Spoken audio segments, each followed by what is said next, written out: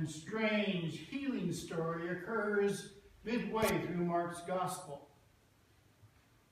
Jesus heals a blind man, but on the first attempt, when Jesus asks the man if he can see, the man replies, "Yes, I can see people, but they look like trees walking."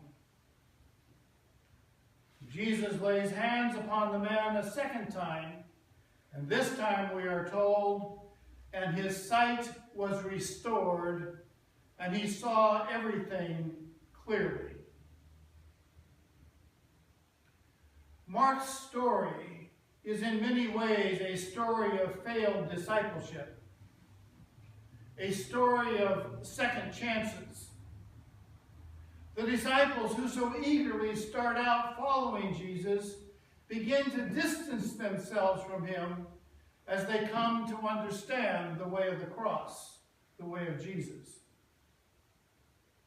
And while they are eager for a champion to fight for the redemption of Judah and the restoration of Israel, they are not so keen on this business of servant discipleship. In fact, by the time we come to the end of Mark's gospel, all of the male disciples have fled.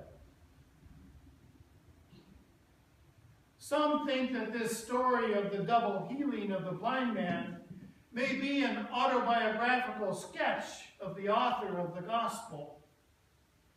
His confession, his admission that he didn't get it right the first time around.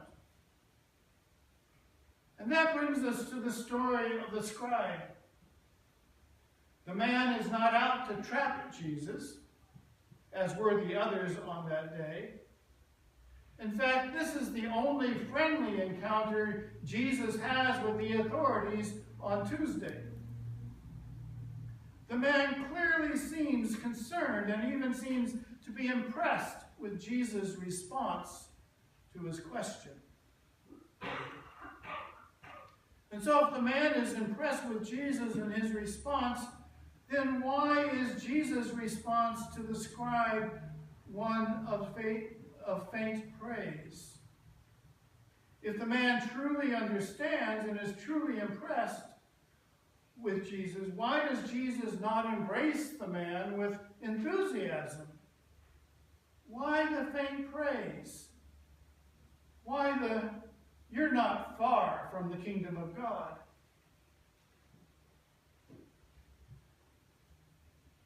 Because it's not enough to understand with the heart and the mind. That may bring you close to the reign of God, but it still leaves you on the outside looking in. Jesus' call to discipleship was not "believe in me," but rather it was a clear invitation to "follow me." The call is for disciples to participate with Jesus in the transformation of this world.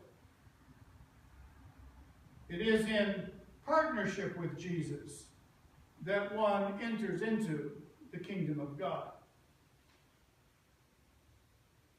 As a mirror for us today, this encounter invites us to consider our own faith journey. Are we near the kingdom of God through correct belief? Or have we entered into the kingdom of God through proper actions? The place of confession in Mark's gospel is usurped altogether by the call to discipleship. As far as Mark is concerned, theological orthodoxy, that is, confessing Jesus as Messiah, has no meaning apart from political orthopraxy, that is, take up your cross and follow. Does not Jesus say in Matthew, "It's not everyone who says to me, 'Lord, Lord,' who will enter into the kingdom of heaven, but only the one who does the will of my Father in heaven.